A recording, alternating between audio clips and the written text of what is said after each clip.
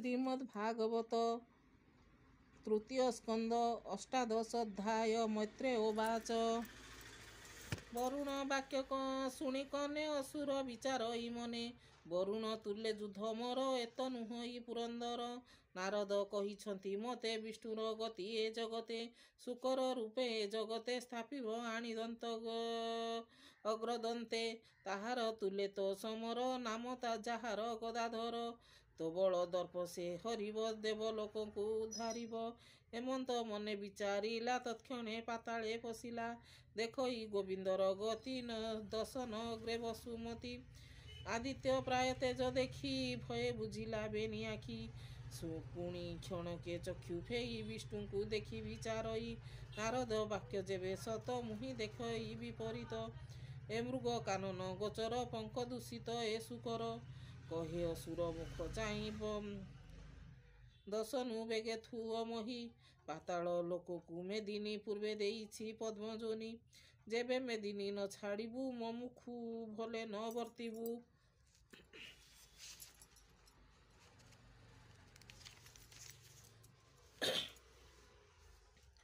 सुरधम तु बोलाऊ जेणु शुकर रूप बहु। मोर रिपुंक शुभ चिंती तु बहु शुकर आकृति।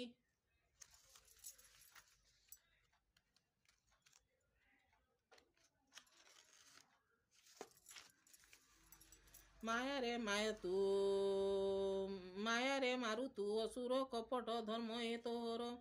तोर मोहर गदा युद्धे त्रिदश देखंतु आनंदे। तोर मूर्धनि गदा घाते बेगे उड़िब महाभाते। बळी हरंती जेबे देबे तोहर मरण देखिबे। मुसळी नासे वृक्ष जेने त्रिदशे होइबे तेसने। हेमंत असुरर बाणी ता शुणी कंपिला धरणी। जळे पड़िला महाकाये गोविंद देखि भूमि भये। वराह रूपे कोप मने सर्प प्रहारे हस्ती जेने। करिण गदा दृढ़ प्राणी ब्रज निष्ठुर प्राय जानी। बोले वराह मुख चाहि तोर बदने लज्जा नाही। देवंक ईश्वर बोलाऊ शुकर रूप गुण बहु। हेमंत असुर वचने कोपे बसिला विष्णु मने। धरणी समुद्रर कूले दंतु रखिले विष्णु तले। निज मूरति गदाधर किय बा देवा पटांतर। देखि आनंद देवगण करंती पुष्प बरषण। ब्रह्मादि देवगण मिली स्तुति करंती भुज तोली। असुर देव स्तुति शुणी कोपे उठिला शिर झुणी। विष्णुर हस्ते गदा साजे कांचन जेसन विराजे। कोपे कंपिले भगवान शुणी असुर दुर्वचन। प्रचंड मंद हासे असुर मुख चाहि रोषे। मन वचन सूचि भावे मोर महिमा शुण एबे। आंबे जे श्री भगवान उवाच। आंबे जे प्रकृत वराह खोजु कुकुर तोर न्याय। तू किंबा आत्म श्लाघा करू न जीवु तू मृत्यु मुखरू। वीर पुरुषे न करिबे तोर प्रशंसाई भवे। तुई जे जलवासींकर हरिछु संपत्ति आवर। से हेतु आंबे गदा घाते बाहार करिबु निश्चिंते। काय क्लेशरे व्यस्त अछु एस्तानु जीवा तू न इछु। तोहर प्राय वीरगण मतुले के करिब रण। तुमर पासे दंभ होई विश्वास कहु किस पाई। आकाशे देवगण जेते देखी तोहर गदा हस्ते।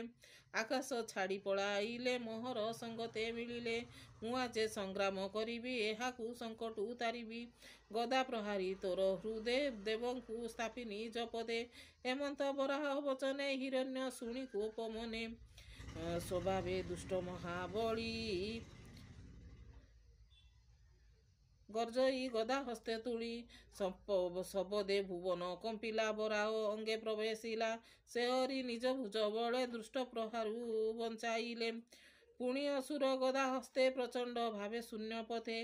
गदा बुलाई अति रोषे पिटिला विष्णु पृष्ठ देशे। सुबिला ब्रज घड़घड़ी अधर दशने कामुड़ी। से गदा बंचाई मुरारी दक्षिण करे गदा धरी। पिटिले असुरर मुंडे ब्रज जेसन गिरी खंडे। हेमंत ହିରଣ୍ୟାକ୍ଷେ ତେବେ ଦେଖନ୍ତି ଅନ୍ତରିକ୍ଷେ। ବେନି ଶରୀରେ ଗଦାଘାତ ଶୁଭଇ ଜେନେ ବ୍ରଜପାତ। ଜିଣିବା ପ୍ରାୟ ଅନେ କରନ୍ତି ଯୁଦ୍ଧ କୂପ ମନେ। ଗଦା ପ୍ରହାରେ ଜାନୁ ବକ୍ଷେ କୋପେ ବସିଲା ସେ ପ୍ରତ୍ୟକ୍ଷେ। ଫାଟିବ ହୋଇ ଶ୍ରୋଣୀ ଧାର ବିଶେଷ ଯୁଦ୍ଧ ମହାଘର। ଗଦା ବିଚିତ୍ର ଗତି କରି ବେଗେ ପିଟଇ ଗଦା ଧରି। ଅନନ୍ୟ ଯୁଦ୍ଧ ଭୟଙ୍କର କମ୍ପଇ ଧରଣୀ ସାଗର। ଶବଦ ଶୁଭଇ ପ୍ରଚଣ୍ଡେ ଜେନେ ଯୁଝନ୍ତି ବେନି ଷଣ୍ଢେ। ହେମନ୍ତ ହରି ହିରଣ୍ୟାକ୍ଷେ ଯୁଦ୍ଧ କରନ୍ତି ଅନ୍ତରିକ୍ଷେ।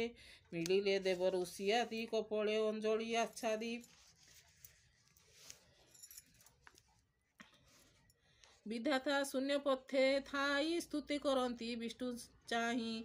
ବ୍ରହ୍ମା ଉବାଚ ହେ ଦେବ ଦେବତ ଚରଣେ ଆମ୍ଭେ ଯେ ପଶିଲୁ ଶରଣେ।